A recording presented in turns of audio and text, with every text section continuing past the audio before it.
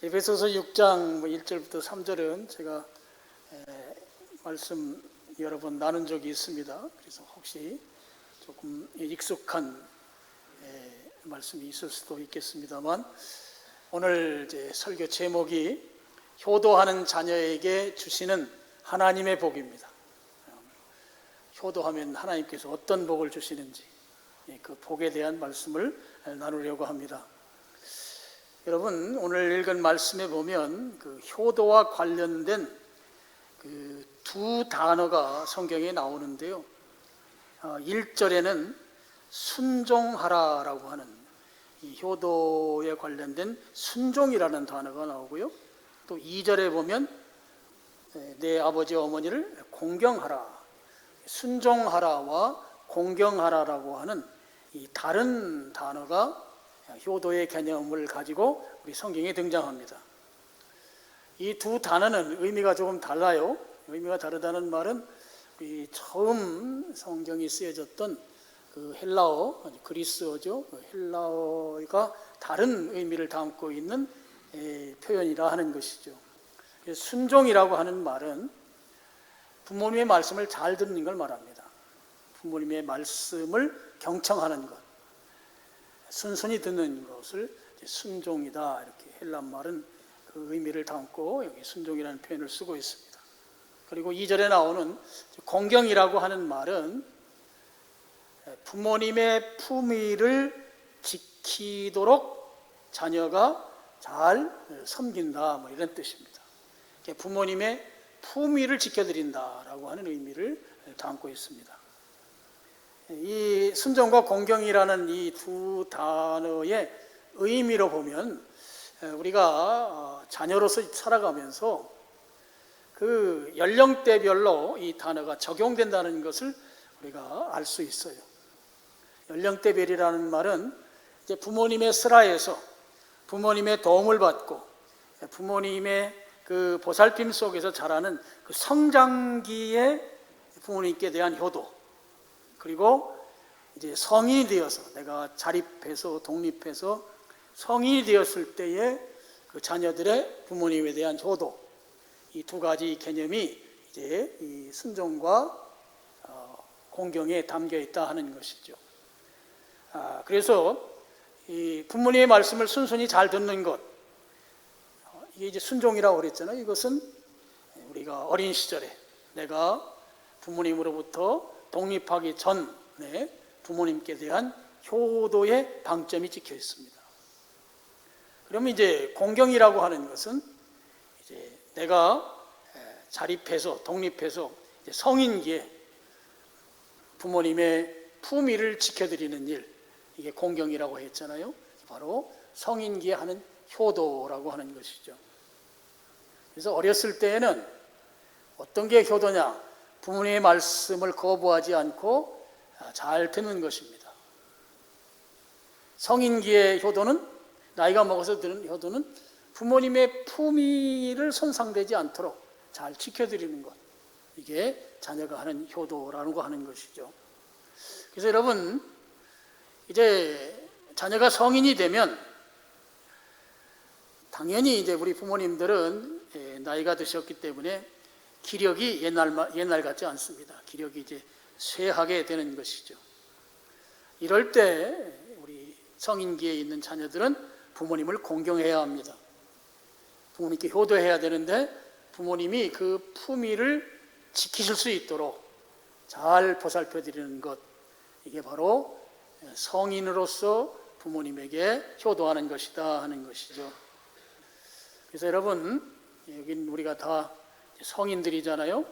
성인으로서 지금 부모님이 생전에 계시다고 하면 여러분은 부모님께 대해서 부모님의 품위를 지키는 일, 세 가지를 말씀드릴까요? 하나는 건강을 챙겨드려야 합니다. 자녀들은 부모님이 지나가는 말로 자신의 건강과 관련된 말을 지나가는 말로 할 때가 있어요. 그런 말을 유심히 들어야 합니다. 그리고 듣고 거기에 적절하게 대처해 드려야 합니다. 부모님이 내가 요즘 소화가 잘 안 되는 것 같다, 지나가는 말로 했어요. 이걸 귓등으로 들으면 안 된다는 거예요. 소화가 안 되는 거면 언제부터 그랬는지, 얼만큼 안 되는지를 묻고, 그리고 병원에 모시고 가야죠. 나 요즘, 예전에는 안 그랬는데 숨이 좀 가쁜 것 같아. 이 말을 듣고, 나이 먹었으니까 가쁜 거죠. 이렇게 하고 부모님의 말씀을 무시하면 결코 안 된다는 거예요. 부모님에게 그런 말씀을 지나가는 듯이 하시는 말씀을 꼭 챙겨 듣고 자녀는 부모님의 건강을 챙겨드려야 된다 하는 거예요. 첫 번째 할 일입니다. 두 번째는 부모님께 대해서 재정적인 필요를 자녀들이 공급해 드려야 합니다. 물론 이제 연금을 받거나 아니면 집이 부동산이 많거나 아니면 통장이 두둑한 경우들은 예외라고 하겠지만, 저를 포함해서 우리 윗세대들이 특히 이제 우리 교회는 좀 그런 경향이 있죠. 좀 자녀들이 부모님 잘 섬겨야만 부모님들이 품위를 유지할 수 있어요. 그래서 우리 자녀들은 부모님이 연세 드셔서 그 품위를 잃지 않도록 재정적으로 잘 섬겨야 돼요. 제가 이렇게 말씀을 드렸으면 여러분들 가운데 나도 먹고 살기 힘든데 어떻게 부모님을 돕냐고. 여러분, 효도하면 하나님께서 부모님을 잘 섬길 수 있도록 재정적인 풍요로움을 허락해 주십니다. 그걸 뒤에 제가 설명할 거예요. 그 다음에 세 번째는 동기간에 우애 있게 지내는 거예요. 형제 간에 우애 있게 지내는 거. 형제들 간에 불화하면 부모님이 굉장히 슬퍼하세요. 말씀도 제대로 못하시면서 끙끙하세요. 그래서 새벽 기도에 오셔서 눈물을 흘리며 만약에 기도하는 분이 있다고 하면 틀림없이 자식들 간에 화목하지 않은 경우가 많아요. 형제 간에 우애 있게 지내는 거 내가 한마디로만 딱 이야기하면 큰아들, 큰딸, 사위, 며느리가 잘해야 돼요. 한마디로만 말할게요. 내 설명 진짜 많이 하고 싶어요. 근데 한마디로. 큰아들, 큰딸, 사위, 그 다음에 누구? 며느리. 이 사람들이 잘하면 형제간에 우애 있습니다. 설명 더 하고 싶어 미치겠는데 안 하겠습니다.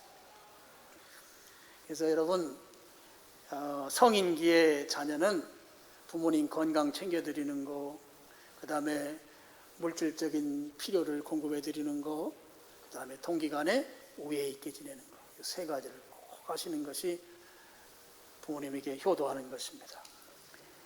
어렸을 때는 어머니 아버지 말씀 잘 순종하는 것, 잘 듣고 그 말씀대로 잘 따르는 것이고, 나이 먹어서는 부모님의 품위를 지켜드리는 것, 바로 공경이죠. 그게 바로 효도다 하는 것입니다.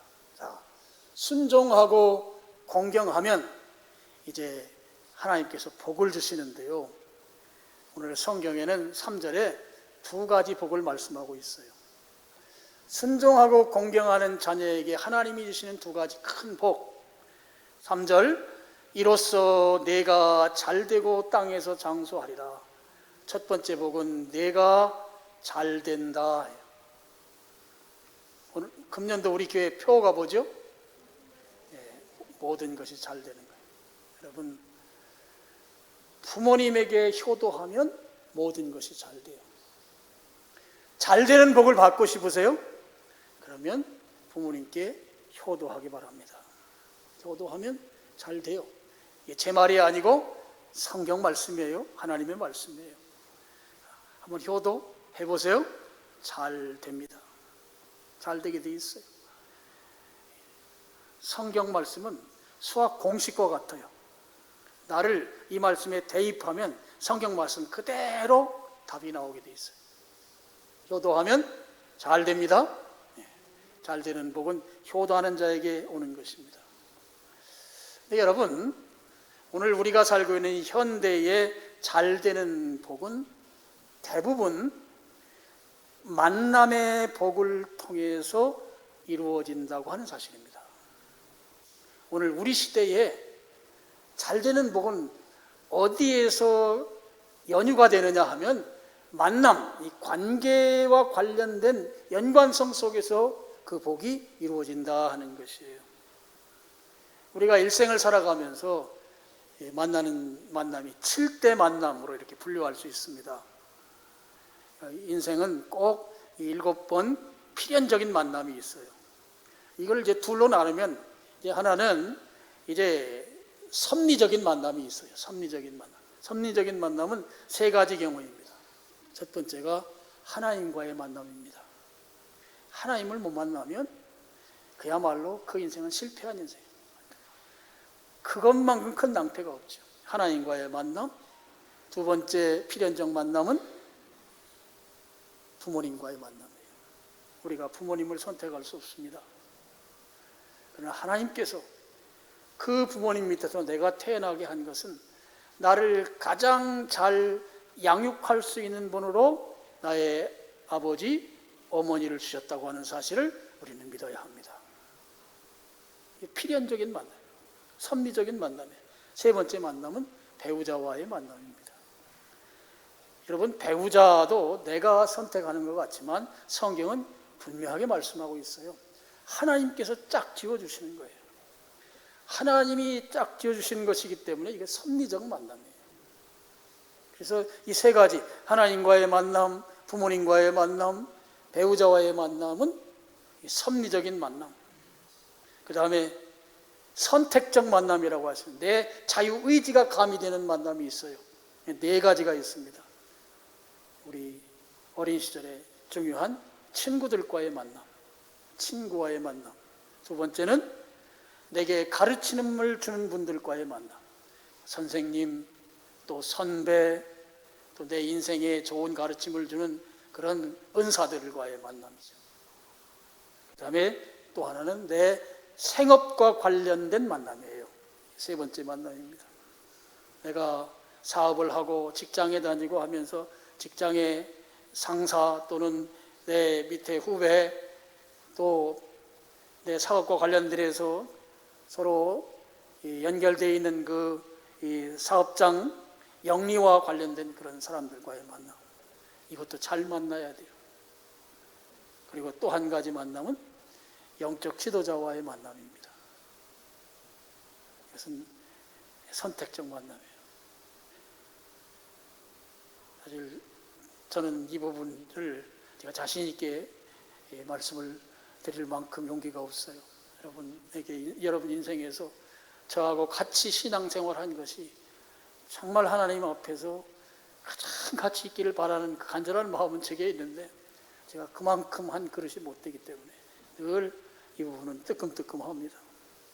좋은 영적 지도자를 만나는 거, 좋은 목사 만나는 거, 좋은 교회 만나는 거, 여러분 이것이 얼마나 중요한가. 이게 선택적인 만남이에요. 내 자유의지가 가미된 만남이에요. 7가지 만남이에요. 이 만남이 잘 돼야 복 받습니다. 이 만남의 복이 내게 풍성하게 이루어질 때 내가 잘 된다고 하는 것이죠. 여러분, 효도하면 오늘 성경이 말씀하기를 잘 된다고 그랬어요. 그러면 이와 반대의 경우 불효하면 어떻게 될까요? 불효하면 잘 되지 않지요. 잘 되지 않게 되면 그의 삶은 행복한 삶을 살 수가 없는 것입니다. 여러분, 잘 되는 복을 누가 주시는가 하면 하나님께서 주세요. 하나님이 주시는 복이기 때문에 불효한 자는 불효에 걸맞게 잘 될 수가 없는 것이에요. 그리고 하나님께서 잘 되는 자에게 주시는 이 복, 효도하면 주신다고 했기 때문에 효도하면 하나님이 그에게 복을 주셔서 잘 되게 하신다고 하는 것입니다. 이 사실을 믿으시길 축원합니다. 그래서 여러분, 효도하면 잘 되기 때문에 잘 되기를 정말 원하면 부모님께 효도하기 바라요. 효도의 이제 구체적인 방법 3가지 얘기 드렸죠. 건강 챙겨드리는 일, 재정적인 필요를 공급해드리는 일, 동기간에 우애 있게 지내는 일. 이 3가지를 잘 하면 잘 되게 돼 있어요. 그 다음에 두 번째 복이 나오죠. 6장 3절에 보면 이로써 내가 잘 되고 땅에서 장수하리라 그랬어요. 땅에서 장수하리라. 이 땅이란 말은 우리가 사는 이 세상을 말합니다. 지금 현재 호흡하는 이 세상. 우리가 이 땅에서 잘 된다는 거예요. 천국 가서 잘 되는 것은 그건 뭐 따놓은 당상이고 이 땅에 사는 동안 잘 되는 것이죠. 그래서 우리 성경이 너무 막 청빈하게 살고 그리스도인들은 가난하게 살고 이런 게 아니에요. 하나님께서 우리 그리스도인들도 다 부자가 되게 만들어 주실 수가 있다고 하는 사실을 성경은 곳곳에서 우리에게 말씀해 주고 있습니다. 여러분, 효도하는 자에게 두 번째로 주시는 복이 장수하는 복이다. 장수하는 복. 나이만 많이 먹는다고 해서 장수의 복이 아닌 거예요. 행복하게 오래 살아야 그것이 바로 장수의 복입니다. 효도하면 하나님께서 행복하게 오래 살려면 우선 건강해야 되잖아요. 건강의 복 주시고, 그 다음에 물질적으로도 여유 있게 살아야 돼요. 물질적인 여유로움을 주셔야만 행복한 삶을 살 수 있게 되죠. 그러니까 하나님이 장수의 복을 주신다고 하는 그 뒤배경, 그 장수라고 하는 그 말을 이렇게 꺼내보면 그 뒤에 뭐가 있는가 하면 건강과 풍요가 있단 말이에요. 건강과 풍요. 저는 이 장수의 복을 우리가 두 가지 차원에서 받아들여야 된다 이렇게 생각합니다. 한 가지는 내가 장수해야만 나의 자녀들, 나의 후손이 복받을 수 있다 하는 차원에서 받아들여야 된다는 거예요. 내가 오래 살아야만 내 자녀들에게 복받을 기회가 주어진다는 것입니다. 무슨 말이냐 하면 내가 효도해야 잘 되잖아요. 효도해야 잘 되는데 부모님이 일찍 돌아가시면 자녀들이 효도할 대상이 없잖아요. 우리는 살아 생전에 효도하는 거예요. 유교는 무덤에 모시고 3년상을 치러요. 그 효도는 우리에게는 아무 의미가 없어요. 우리는 살아 계실 때, 생존해 계실 때 잘하는 거예요. 여러분, 그렇게 부모님이 살아 계실 때 효도해야 되는데 일찍 돌아가시면 자녀에게 잘 될 수 있는 찬스가 사라지는 것이잖아요. 그래서 여러분, 우리는 자녀가, 내 자식이 잘 되게 하기 위해서 어떻게 해서라도 이 말이 중요해요. 어떻게 해서라도 오래 사셔야 합니다. 어떻게 해서라도 오래 사셔야 합니다. 그래야 자녀에게 잘 될 기회를 주는 것이기 때문이에요. 제가 효도 설교할 때마다 말씀을 드리지만 여러분, 기본적으로 여러분 몇 세까지는 기본적으로 사셔야 되는가 하면 84세는 기본적으로 사셔야 돼요. 몇 살이요? 84세 넘으신 분 안 계시죠? 계신가요? 몇 살까지 기본으로 사셔야 된다고요? 84세. 기대 수명이, 금년도 기대 수명이 83.7세예요. 작년보다 0.2세가 늘었어요. 해마다 이 수명이 늘어가요. 할렐루야. 그래서 대한민국 평균 수명은 여러분이 다 사셔야 합니다. 근데 평균 수명만 살아갖고는 안 돼요. 요즘 여러분이 들고 있는 생명보험 보면 몇 세 시대라고 그러죠? 100세 시대라고 그래요. 그래서 세 자릿수를 사셔야 돼요. 세 자릿수. 몇 자릿수? 세 자릿수를 사셔야 됩니다. 잠깐 우스갯얘기 해야 돼요. 어떤 젊은이가 앞에 할머니가 걸어가는 걸 보고 막 달려가가지고 할머니 100세까지 건강하게 사세요.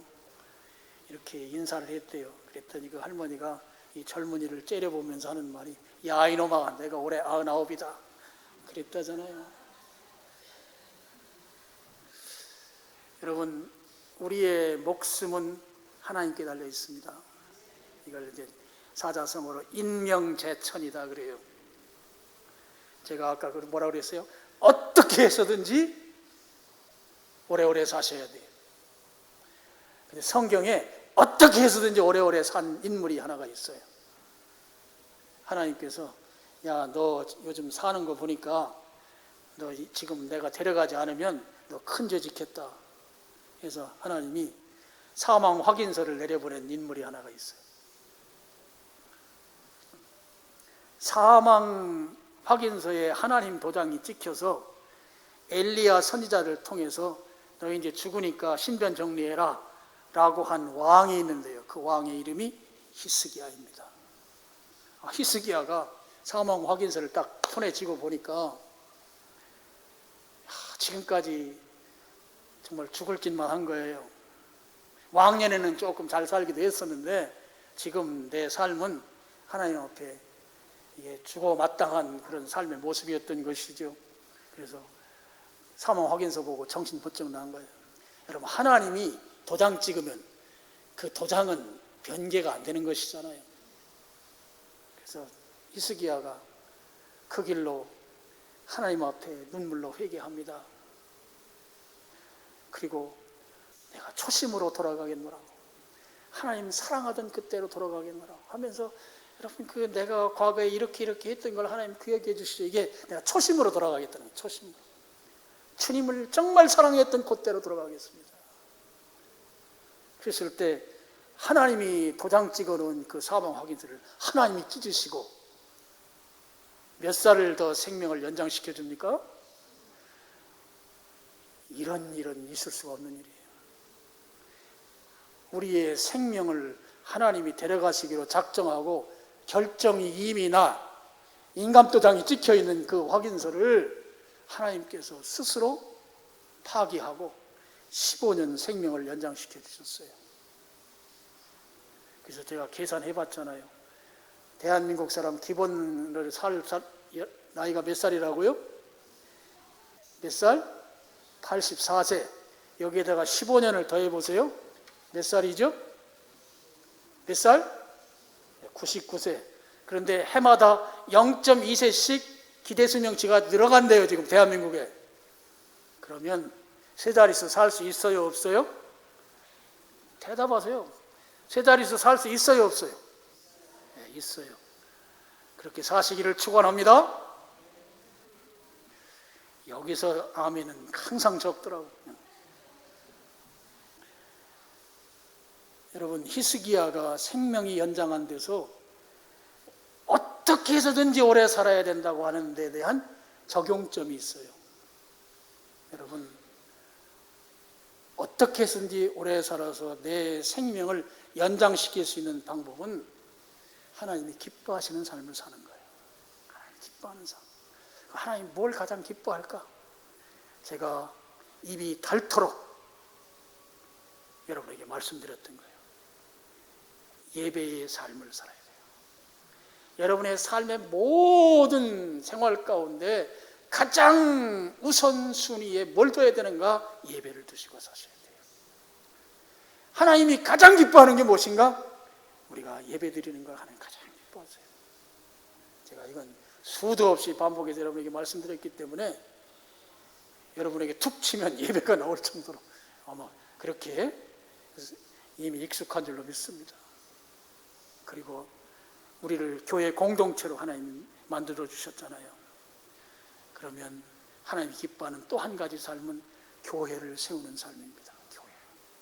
그래서 이 교회가 하나님을 예배하는 처소로서의 그 사명도 감당하고, 또 불신자들에게 하나님 믿고 그들도 예배자가 되도록 세우는 일에 교회가 그 일 감당하고, 멀리 외국에 나가 있는 선교사들이 그 지역의 복음화를 위해서 수고하고 헌신하는데 선교적 삶을 교회가 사는 것, 교회를 세우는 삶. 하나님 기뻐하는 삶을 두 가지로 딱 말하라고 하면, 하나는 예배의 삶을 사는 것, 또 하나는 교회를 세우는 삶을 사는 거예요. 그러면 하나님께서 히스기야의 생명을 연장시켜 주셨던 것처럼 여러분들의 삶도 연장시켜 줄 줄로 믿습니다. 그래서 세 자릿수를 살게 하신다 하는 것입니다. 어떻게 해서든지 오래 사셔야 자녀들이 잘 되는데, 제가 한 가지 여러분에게 꼭 부탁드리고 싶은 게 있어요. 제가 여러분에게 부탁드리는 것은 병원과 조금 더 친해지라는 말씀을 드리는 거예요. 병원과 조금만 더 친해져라. 연세가 드실수록 참지 말기 바라요. 혹시 큰 병일까 봐 두려워하면서 병원 가기를 머뭇거리면 정말 큰 병이면 더 많이 고생해요. 그래서 조금 몸이 안 좋으면 병원하고 좀 친하게 지내면 어떻게 해서든지 아주 중요한 요소. 제가 여러분에게 간곡하게 부탁드리는 것입니다. 우리 대한민국의 의료 수준은 세계 탑입니다. 그래서 뭐 다른 데 찾아볼 것도 없어요. 대한민국 최고예요. 그리고 상급 병원이라고 하는 병원들이 다 수도권에 있어요. 우리가 수도권에 살잖아요. 가까운데 최고의 병원들이 있기 때문에 여러분이 조금만 몸이 좀 안 좋으면 병원하고 좀 친하게 지내시길 바랍니다. 제가 이제 나이가 이렇게 있다 보니까 우리 이제 신학교 동기들 가운데 좀 험한 병 들었다고 기도해달라고 하는 것이 우리 동기들 단체 카카오톡 단체방에 계속 올라와요. 나이가 먹으니까 옛날에는 한때는 막 누구 결혼한다고 자식들 결혼 얘기 올르더니 최근에는 무슨 병 걸려서 뭐 수술하네, 뭐 암이 몇 기네, 막 참. 그래서 저는 늘 좀 여러분에게 부탁드리는 게 병원하고 좀 가까이 지내라. 몸이 이상하면 조금만 불편하면 좀 가셔요. 그리고 국가에서 하는 건강검진도 건너뛰지 말고 꼭 받으시고요. 담임 목사로서 제가 여러분에게 간곡히 부탁드리는 거예요. 그래야 어떻게 해서든지 오래 사시기를, 그래야 자녀가 잘 되니 그렇게 하시길 바랍니다. 또 한 가지, 장수하면 하나님께서 우리에게 주시는 복이 있는데요. 시편 128편 5절과 6절입니다. 스크린 보고 같이 한번 읽겠습니다. 시작.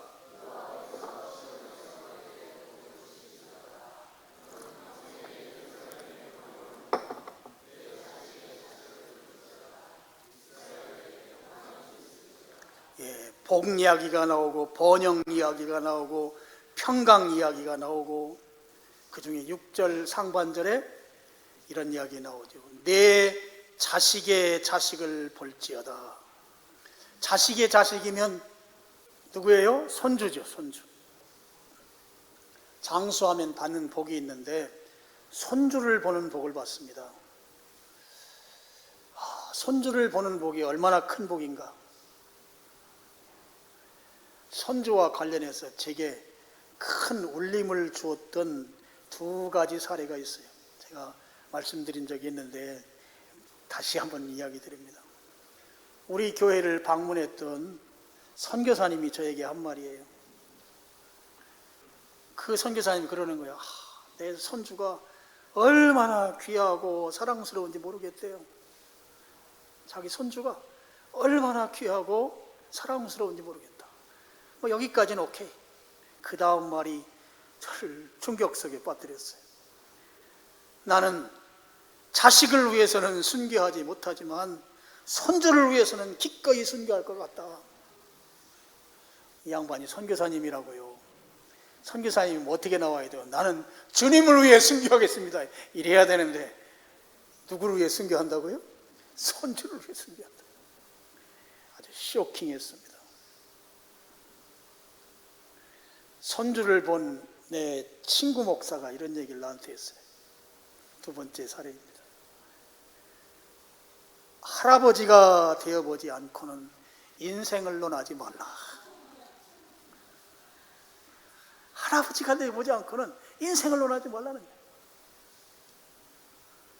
그래서 자기는 손주를 본 것으로 AD와 BC를 나눈대요. 여러분, AD하고 BC는 예수님이 나누잖아요. 예수님이. 이 목사인지 진짜 한번 검증해 봐야 돼요. 아니, 손주가 얼마나 귀하길래 자기 인생에 한 획을 긋느냐고요. 손주가 얼마나 좋으면 그 손주를 자기 목숨하고 바꾸겠다고 말하느냐고요.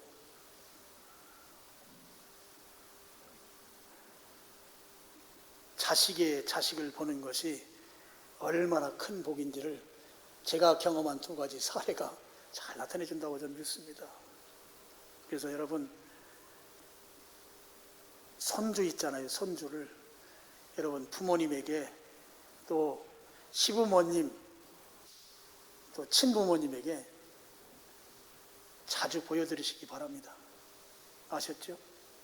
귀찮다고 떨어져 사는 분들만 이야기하는 거예요. 자주 보여드리고. 자주 보여드리는 게 힘들면 방법이 하나가 있어요. 우리 교회 같이 다니면 돼요. 우리 교회 같이 다니면 된다고요. 그러면 적어도 일주일에 한 번은 확실하게 볼 수 있어요. 근데 손주를 자주 보여드리는 게 이게 부모님에게 효도하는 거에 한 방편인데, 근데 자주 보여드린다고 해서 너무 기대는 또 하지 마세요. 제가 몇십 년의 목회 경험에서 나온 이야기입니다. 손주를 할아버지에게 보여드렸더니 할아버지의 손주 사랑이 얼마나 갈 것 같아요? 할아버지의 손주 사랑은 제가 계산해 보니까 15분. 15분이면 땡이에요, 땡. 15분 동안 손주하고 놀다가 뭐라고 하는지, 그 다음에 나가 놀아라 해, 나가 놀아. 아니면, 야, 할머니한테 가라, 할머니한테 가라. 그러니까 손주를 그렇게 귀하게 여기지만, 그러니까 우리 자녀들이 실망할 수도 있다는 얘기예요. 여러분, 모두가 자식을 잘 되게 하기 위해서, 또 손주를 보기 위해서 여러분이 장수의 복을 받기를 축복합니다. 자, 오늘 말씀의 결론입니다. 오늘 본문에 보면 효도와 관련해서 한 가지 조건이 제시되고 있습니다. 바로 1절에 나오는데요. 자녀들아, 주 안에서 너희 부모에게 순종하라.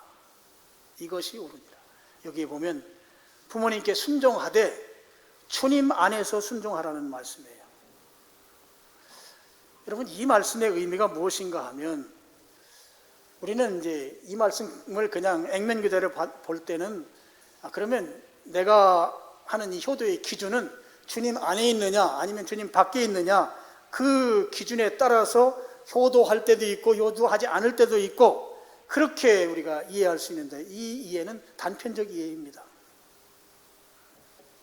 사실 자녀들이 주 안에서 효도하냐, 주님 밖에 있기 때문에 효도하지 않느냐, 이것을 따진다고 하는 것은 그 내면 깊숙이 효도하지 않기 위한 근거 찾기입니다. 내가 부모님께 효도하지 않기 위해서 주님 아니냐 주님 밖이냐를 따진다는 말이에요. 그 근거 찾기 위한 일환일 뿐인 것이죠. 그럼 이 말씀의 진정한 의미가 무엇인가? 주님 안에서 효도하라, 순종하라고 하는 말씀의 진정한 의미는 내 효도를 통해서 예수님이 드러나야 한다 하는 이 말이에요. 내 효도를 통해서 우리 주님이 영광 받으셔야 된다. 내 효도를 통해서 주님을 드러나게 해야 한다, 이 말씀이란 말이에요. 자, 우리 부모님이 아직 불신앙 가운데 있어요. 그 부모님에게 성경 말씀을 따라서 내가 효도했어요. 그랬더니 부모님이 어느 날 그러시는 거예요. 아들아, 딸아, 너 예수님 믿더니 교회 다니더니 정말 효자가 됐구나. 네가 너를 그렇게 효녀 만든 그 예수님, 그 교회, 나도 이제 가겠다. 나도 이제 예수님 믿어야겠다. 이렇게 말씀하도록 만드는 것이 주 안에서 순종이다 하는 거예요. 물론 부모님만 그런 게 아니죠. 내 주변 사람들, 이웃 친지들도 저 집 부모님은 자녀들이 얼마나 효도하는지, 금년 여름에 비행기를 태워서 해외여행을 시켜줬대. 저 집 자식들은 정말 돈을 잘 버나 봐. 내 이웃 친지들로부터 이런 말을 듣게 하는 것이 주 안에서 순종입니다. 여러분, 오늘 어버이 주일인데요. 부모님이 아직 살아 생존해 계신 분들은 정말 부모님께 순종하기 바랍니다. 특별히 부모님의 품위가 훼손되지 아니하도록 여러분 자녀들이 부모님을 잘 섬기기 바랍니다. 재정적인 필요를 공급해 주는 것 주님이 잘 되게 하시면 넉넉히 공급해 드릴 수가 있는 거예요. 잘 되게 하면 부모님께 효도할 수 있도록 주님께서 여러분의 지갑, 여러분의 곳간을 채워주신다고 하는 사실을 믿으시길 바랍니다. 부모님께 효도하면 여러분이 잘 됩니다. 또 행복하게 오래 삽니다. 그래서 손주를 보게 만들어요. 인생을 살면서 이 땅에서 최고의 기쁨이라고 말하는 그 몇몇 사람들의 이야기처럼 최고의 기쁨을 누리게 만들어 주신다고요. 오늘 그런 여러분의 효도가 되기를 주님의 이름으로 축원합니다. 기도하겠습니다. 아버지 하나님 감사합니다.